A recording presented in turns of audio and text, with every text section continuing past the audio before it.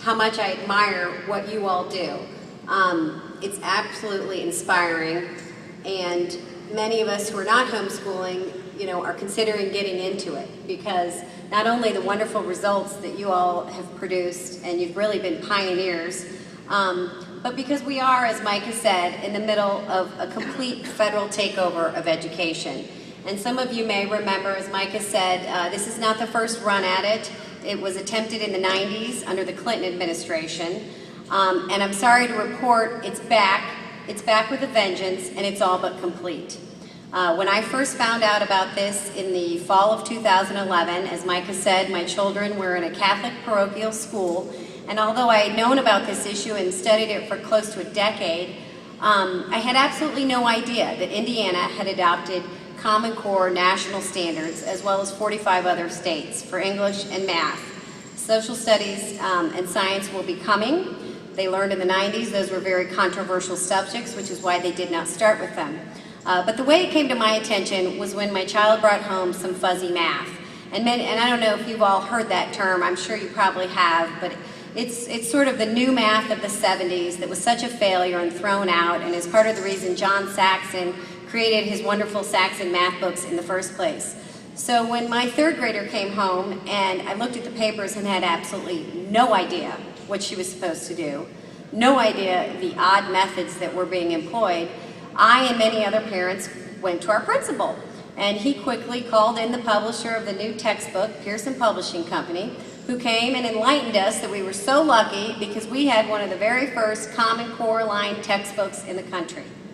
And when parents still weren't satisfied and were demanding traditional mathematics, we wanted to see arithmetic, which had pretty much vanished. He threw up his hand and said, look, I know parents don't like this type of math because none of us were taught math this way, but we have to teach it this way because this is how it's going to be on the new PARCC assessment. And that is the federally funded test that is to replace I-STEP. It was to be in 2014, but thanks to Senator Cruz and the other legislators who heard our cry during this past session, it's going to be delayed until at least 2016, and we hope it'll never get here.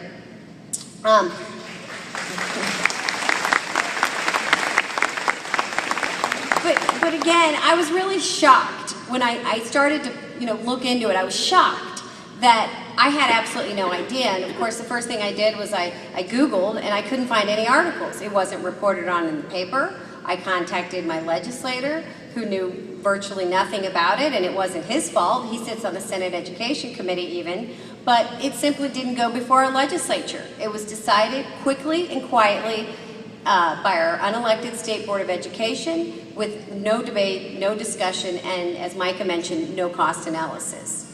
So, when a parent has a concern and the answer they get is, well, you're going to have to go outside the state of Indiana because these standards are now owned and copyrighted by private trade associations in Washington, D.C., that doesn't sit well. That is a complete, the opposite of what America was founded upon, education, and what, the problem with the child in the classroom. The parent and the teacher and those closest to the child should be the ones with the solution.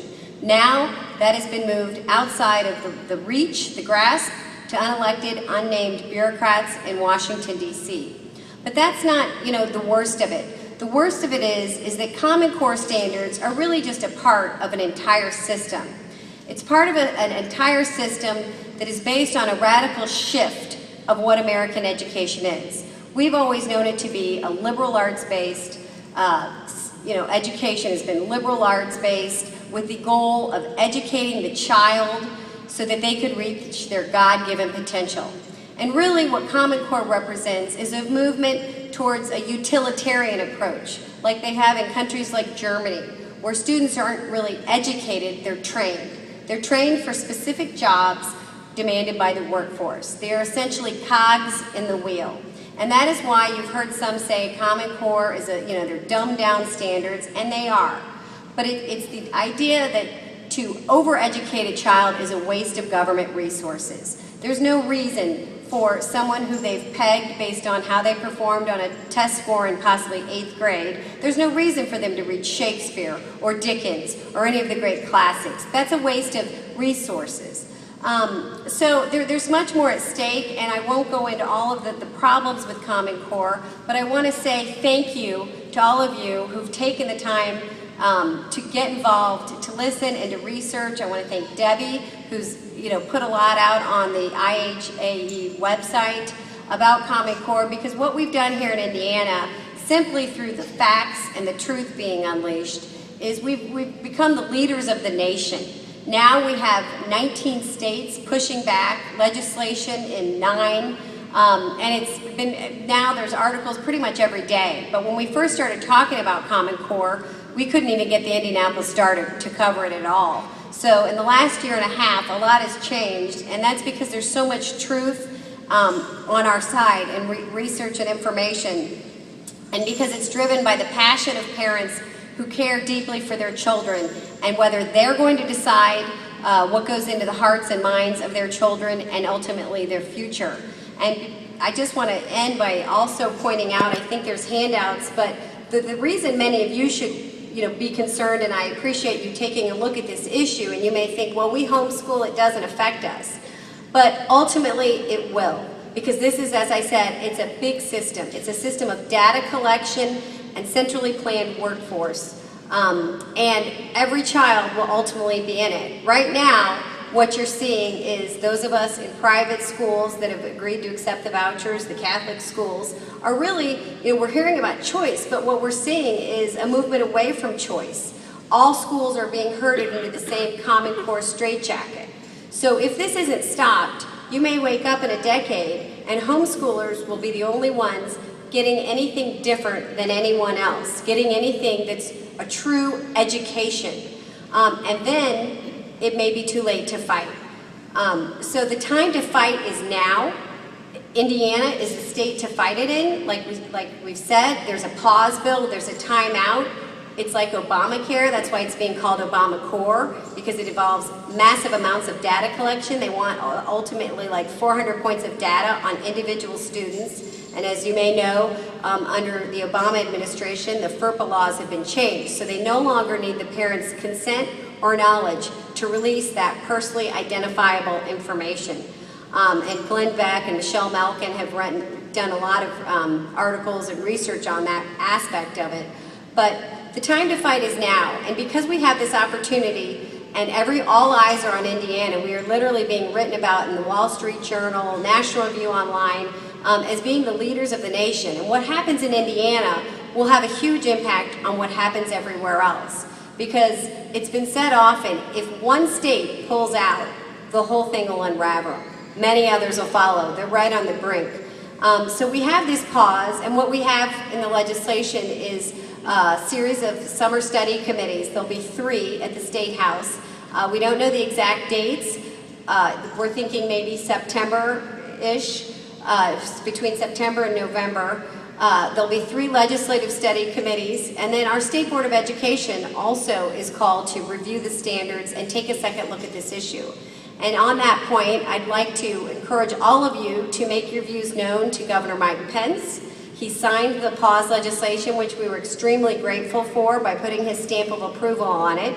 But the most important thing that can happen is he has 6 appointments to the 10-person State Board of Education coming up at the end of this month, the end of June. So who he picks will in large part determine the future of which direction Indiana goes. Our last governor, Mitch Daniels, dragged us into this mess with his unappointed State Board of Education without the legislature's stamp of approval. And our current governor could very well appoint people who'd like to lead Indiana in a different direction. And we hope he'll provide that leadership to them and appoint people that are open-minded to getting Indiana out of the Common Core. But as I said, these study committees are important. There's only 3, and your presence there, anyone you know that has time to go and listen to these hearings, I think it'll not only be educational, but ultimately it'll be beneficial to your future, to your ability to protect your right to homeschool. Because I promise you, if Common Core proceeds and the entire country is on a one-size-fits-all, top-down system controlled by unelected bureaucrats, unaccountable to the people, they will come for the homeschoolers. and you will be standing in a much different position than you are now. So I think the time is short, the stakes are high, but we have a lot on our side. Just the simple fact that we've gotten as far as we have without the help of the media, against all odds. There was over $100,000 spent on commercials trying to kill a bill that simply called for a public review. So I thank you again for all you've done, and that you'll continue to stay engaged and visit our website, Hoosiers Against Common Core, and visit the IAHE website and spread the word, because it's a very important issue to all of us and to our children and our future of America. Thank you.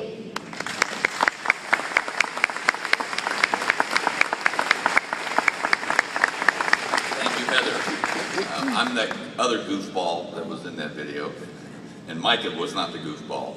And if you wouldn't mind giving Micah a round of applause for all the help he does.